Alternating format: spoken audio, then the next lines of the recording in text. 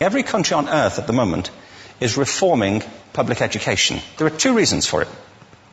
The first of them is economic. People are trying to work out, how do we educate our children to take their place in the economies of the 21st century? How do we do that? Given that we can't anticipate what the economy will look like at the end of next week, as the recent turmoil is demonstrating. How do we do that? The second, though, is cultural. Every country on earth is trying to figure out, how do we educate our children so they have a sense of cultural identity and so that we can pass on the cultural genes of our communities while being part of the process of globalization. How do we square that circle? The problem is they're trying to meet the future by doing what they did in the past. And on the way, they're alienating millions of kids who don't see any purpose in going to school. When we went to school, we were kept there with a story, which is if you worked hard and did well and got a college degree, you would have a job. Our kids don't believe that.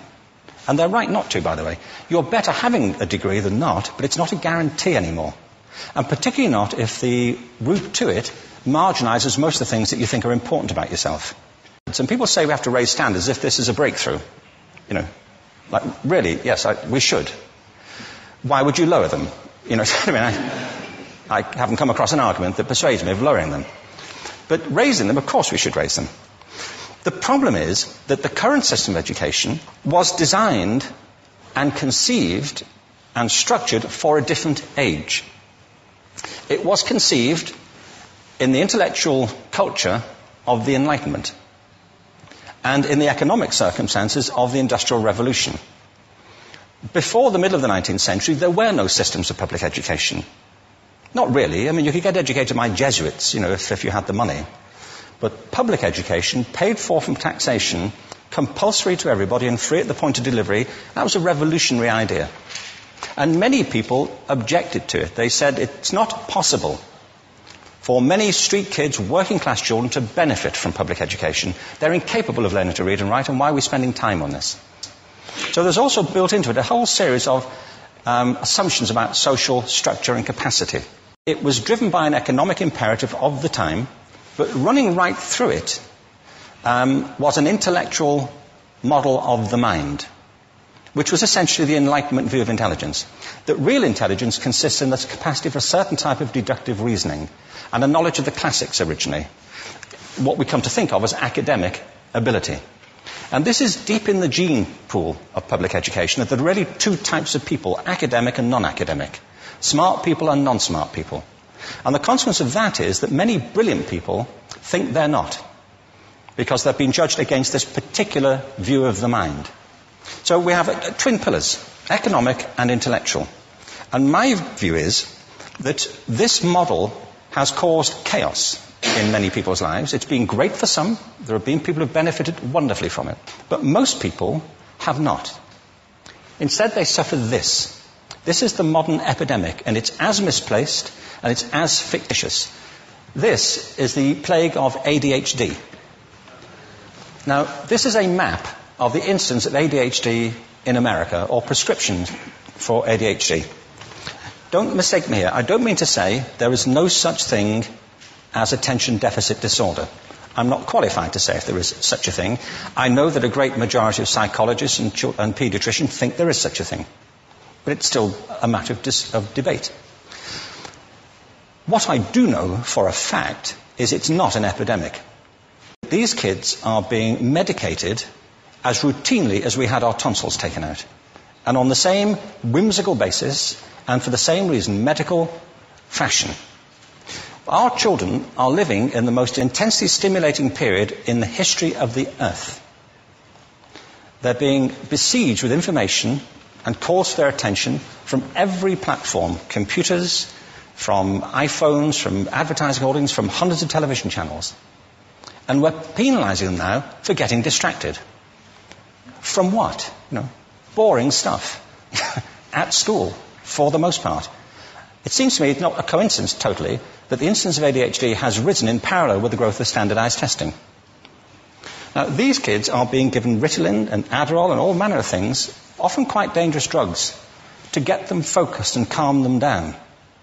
But according to this, attention deficit disorder increases as you travel east across the country. People start losing interest in Oklahoma.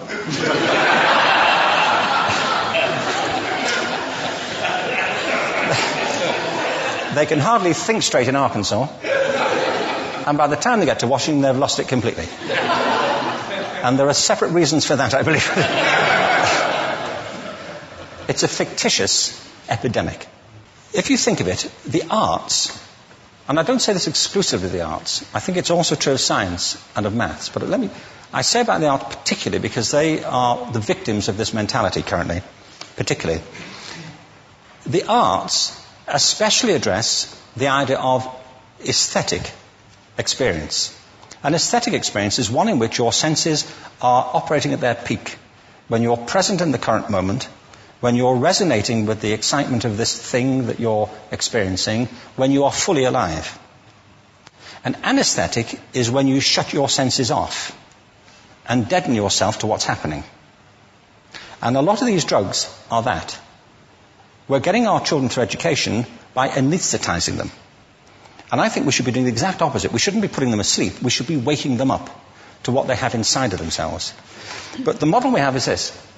I believe we have a system of education that is modeled on the interests of industrialism and in the image of it. I'll give you a couple of examples. Schools are still pretty much organized on factory lines, ringing bells, separate facilities, specialized into separate subjects. We still educate children by batches.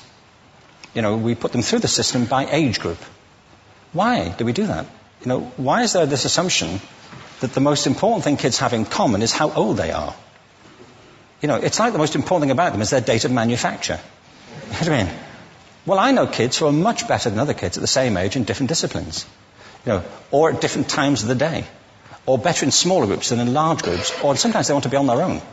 If you're interested in the model of learning, you don't start from this production line mentality. It's essentially about conformity, and increasingly it's about that as you look at the growth of standardized testing and standardized curricula. And it's about standardization.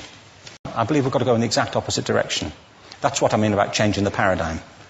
There was a great study done recently of divergent thinking. It was published a couple of years ago. Divergent thinking isn't the same thing as creativity.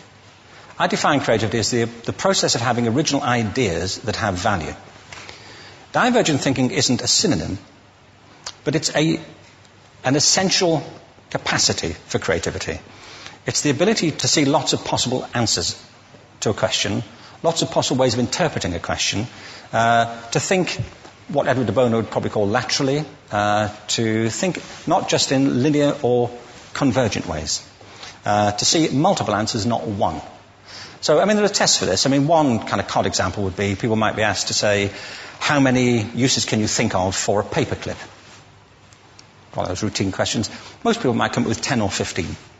People who are good at this might come up with 200. And they do that by saying, well, could the paperclip be 200 foot tall and be made out of foam rubber? Does it have to be a paperclip as we know it, Jim? Now, there are tests for this, and they gave them to 1,500 people. This is in a book called Breakpoint and Beyond. And on the protocol of the test, if you scored above a certain level, you'd be considered to be a genius at divergent thinking. Okay? So my question to you is, what percentage of the people tested, of the 1,500, scored at genius level for divergent thinking? Now, you need to know one more thing about them. These were kindergarten children. So what do you think? What percentage at genius level? 80. 80, okay. 98%. Now, the thing about this was it was a longitudinal study. So they retested the same children 5 years later, ages of 8 to 10. What do you think? 50? They retested them again 5 years later, ages 13 to 15. You can see a trend here, can't you? Now, this tells an interesting story, because you could have imagined it going the other way, couldn't you? You start off not being very good, but you get better as you get older. But this shows two things. One is we all have this capacity, and two, it mostly deteriorates. Now, a lot of things have happened to these kids as they've grown up. A lot. But one of the most important things that happened to them, I'm convinced, is that by now they've become educated. They've spent 10 years at school being told there's one answer, it's at the back. And don't look. And don't copy, because that's cheating. I mean, outside schools, that's called collaboration, but inside schools. Now, this isn't because teachers want it this way, it's just because it happens that way. It's because it's in the gene pool of education. We have to think differently about human capacity. We have to get over this old conception of academic, non-academic, abstract, theoretical, vocational, and see it for what it is, a myth. Secondly, we have to recognize that most great learning happens in groups, that collaboration is the stuff of growth. If we atomize people and separate them and judge them separately, we form a kind of disjunction between them and their natural learning environment.